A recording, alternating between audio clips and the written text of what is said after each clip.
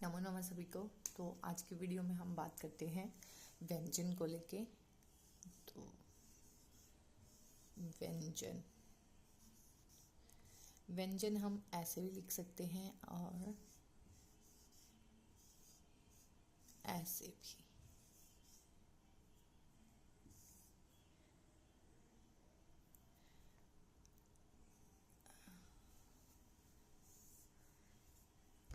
अब हम बात करते हैं हिंदी वर्णमाला के सबसे पहले व्यंजन वर्ण जो कि क्वर्ग का एक हिस्सा है। क से काला मीन्स ब्लैक।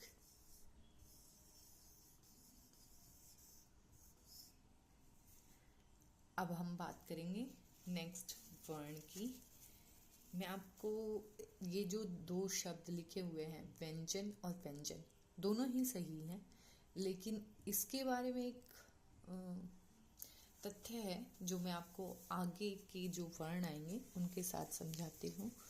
तो पहले मैं इसको इरेज कर देती हूँ। तो अब हमारा जो नेक्स्ट वर्ण है वो है ख। ख से खाना। ख से खाना मीन्स फूड। फूड ये इंग्लिश के वर्ण आप मत समझना कि मैं सिर्फ वैसे ही बता रही हूँ।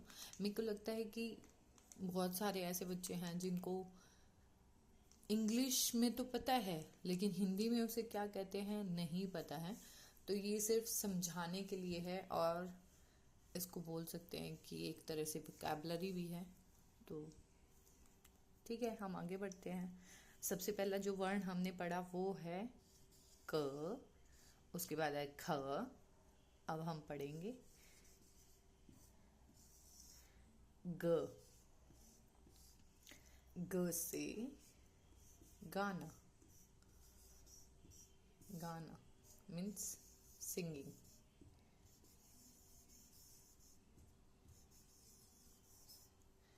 इसके बाद आएगा घ। घ घ से घर मीन्स होम। और इसके बाद जो वर्ण आएगा वो आएगा ड। ड ड खाली। हिंदी वर्णमाला में अड़, इय, न ये ऐसे वर्ण हैं जिनको शब्दों में या वर्णमाला में नहीं दिखाया जाता कि ये किसी शब्द के साथ प्रयोग होते हैं, लेकिन इनका कुछ शब्दों के साथ प्रयोग होता है। जैसे अ के स्थान पे इस वर्ण का प्रयोग हम कर सकते हैं। एक शब्द हम लेते हैं, एक मिनट दीजिए मुझे थोड़ा सा कैमरा जी। अलंकार। अलंकार तो ये जो अड़ है इसने अ का भी काम किया और अंग का भी काम किया। तो इसका प्रयोग भी हम कुछ शब्दों के साथ करते हैं और इसके बाद जो आएगा इए उसका भी हम प्रयोग करते हैं। मैंने अभी आपको कुछ देर पहले ही एक बात बोली थी कि मैं जो ये व्यंजन लिख रही हूँ दो तरह से, इसका एक पर्पस है, वो मैं आपको अभी बताती हूँ। तो नेक्स्ट हमारा जो शब्द रहेगा वो रहेगा च। च च से चांद, जिसे आप दुनिया में कहीं से भी देख सकते हो, मीन्स मून। इसके बाद हमारा अगला वर्ण है छ। छ से छाता, जो बरसात के मौसम में हर किसी के पास और शायद गर्मी के मौसम में भी हर किसी के पास होता है। अम्ब्रेला। अम्ब्रेला। इसके बाद जो हमारा अगला वर्ण होगा वो होगा ज। ज से जीभ। जीभ, दुनिया में ऐसा कोई नहीं है जिसके पास ना हो, जिसे हम इंग्लिश में कहेंगे टंग। टंग।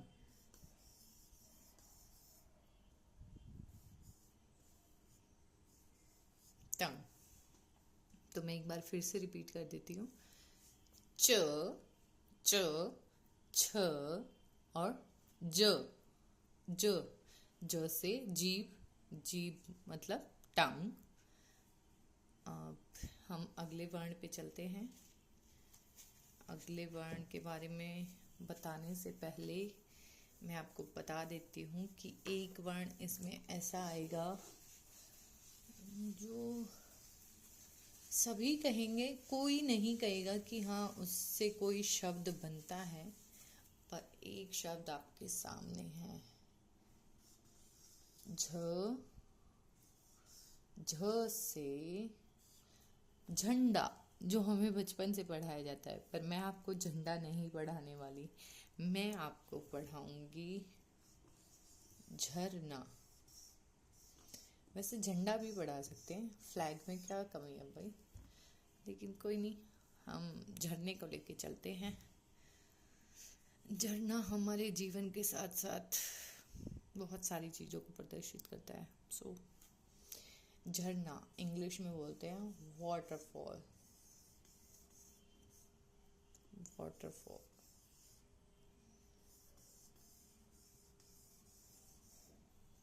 वाटरफॉल।